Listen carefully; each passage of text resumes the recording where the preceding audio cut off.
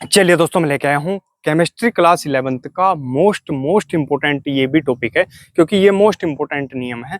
क्योंकि इस नियम को एग्जाम में बहुत बार रिपीट किया जाता है और हर साल लगभग पूछा जाता है। इम्पोर्टेंट नियम है, तो ये एग्जाम में आपको पक्का देखने को मिलेगा। हाफ बाहु का नियम हो गया, या हुण का उच्चतम बहुलकता का नियम होगा, या अधिकतम बहुलकता का नियम भी बोला जाता है इसे। ठीक है, हुण का उच्चतम बहुलकता का नियम या हुण का अधिकतम बहुलकता का नियम, दोनों ही बोला जाता है। ठीक है क्या ये नियम, समझेंगे इसे प्रैक्टिकली तरीके से। बहुत ही इंपॉर्टेंट नियम है, समझेंगे इस नियम के अनुसार एक ही उपकोष के कक्षकों में, ठीक है, एक ही उपकोष के कक्षकों में इलेक्ट्रॉनों का युग्मन तब तक नहीं होता जब तक उस उपकोष के सभी कक्षकों में एक एक इलेक्ट्रॉन न आ जाए। ठीक है, बात बहुत सिंपल सी है, लेकिन इसे अगर प्रैक्टिकली तरीके से समझोगे तभी ये सिंपल लगेगी, वरना ये लिखा हुआ है तो ये समझ में नहीं आने का कि क्या है ये कहना क्या चाह रहा है। हुंड हुंड क्या कहना चाह रहे हैं कि एक ही उपकोष के, उपकोष क्या होता है, उपकोष है क्या, उपकोष है, मान लिया ये एस उपकोष है, एक पी उपकोष है, ये उपकोष होते हैं। ठीक है, ये क्या है, उपकोष। तो मान लिया एस उपकोष है हमारे पास, इस एस उपकोष में इलेक्ट्रॉनों को, कितने इलेक्ट्रॉन आते हैं इसमें, दो। अधिकतम कितने इलेक्ट्रॉन भरे जा सकते हैं, दो इलेक्ट्रॉन भरे जा सकते हैं। एक कक्षक होता है, कक्षक क्या होता है, ये जो डब्बा सा हम बना देते हैं, ये होता है एक इसमें सिर्फ, और एक कक्षक में कितने इलेक्ट्रॉन हो सकते हैं, दो इलेक्ट्रॉन भरे जा सकते हैं। ठीक है, अधिकतम। क्लियर। और अगर हम पी उपकोष की बात करें, पी में कितने, 6 इलेक्ट्रॉन भरे जा सकते हैं अधिकतम। और कक्षक कितने होते हैं, 3। कक्षक कितने होते हैं, 3, 1 2 3। ठीक है, तो बहुत चीजें आपको क्लियर हुई।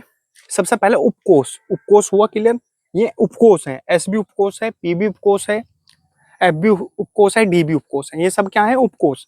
कक्षक क्या है, जितने इनके ये कक्षक हैं, जैसे ये इसका एस कक्षक में एक कक्षक है, एस उपकोष में एक कक्षक है, पी उपकोष में 3 कक्षक होते हैं। ठीक है, ऐसे ही अब मैं ऐसे ही आगे बढ़ते चले जाते हैं। ठीक है, अब हम बात करेंगे हुण के नियम की।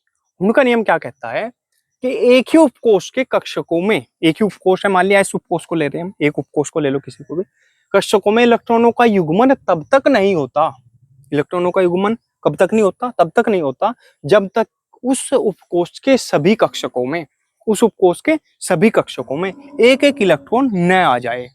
अब युग्मन क्या होता है, युग्मन जिसे बोलते हैं युग्मित, युग्मित का मतलब जोड़ा, कपल। ठीक है, जोड़ा। तो जोड़े का मतलब कब होगा, जब एक एक इलेक्ट्रॉन आ जाएगा इसमें, तब युग्मित होंगे इलेक्ट्रॉन। ठीक है, वरना क्या कहलाते हैं, वे इलेक्ट्रॉन अयुग्मित कहलाते हैं। में क्या कहलाते हैं, अयुग्मित। अगर सिंगल इलेक्ट्रॉन है तो क्या कहलाएंगे, अयुग्मित इलेक्ट्रॉन।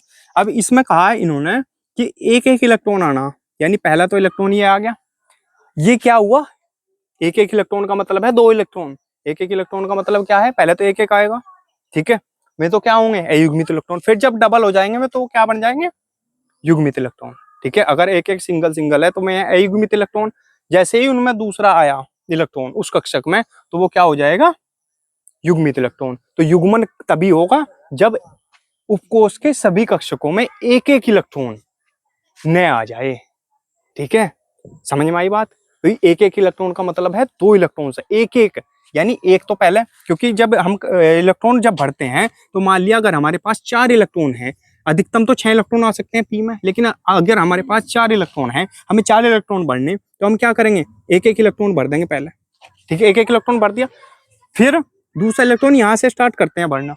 तो ये जो कक्षक बना, ये जो कक्षक है, ये क्या होगा, युग्मित इलेक्ट्रॉन कहलाएंगे। इस कक्षक में जो उपस्थित हैं वे क्या कहलाएंगे, युग्मित इलेक्ट्रॉन कहलाएंगे, युग्मन बन जाएगा ये।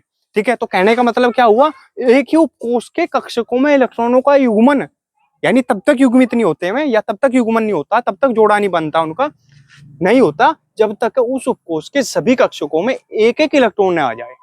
ठीक है, सभी कक्षकों में एक एक इलेक्ट्रॉन न आ जाए, क्योंकि एक एक इलेक्ट्रॉन आएगा तभी तो बढ़ता चलेगा और युग्मन बनाता चलेगा उसके साथ। और जब तक एक एक इलेक्ट्रॉन होने का ही नहीं उसमें, तो मैं क्या रहेंगे, अयुग्मित इलेक्ट्रॉन रहेंगे। ठीक है, तो यही इस नियम का मतलब था। स्क्रीनशॉट आप इसका ले लेंगे, कुछ समझ में ना आया तो आप कमेंट करके पूछ लेंगे। तो दोस्तों अगर वीडियो अच्छी लगी हो तो प्लीज वीडियो को लाइक कीजिए, कमेंट कीजिए और हमारे चैनल को सब्सक्राइब कीजिए और घंटी का बटन भी दबा लीजिए, जिससे आपको हमारी वीडियो की नोटिफिकेशन सबसे पहले मिल सके। मिलते हैं अगली वीडियो में, तब तक के लिए बने रहिए हमारे चैनल पर। धन्यवाद।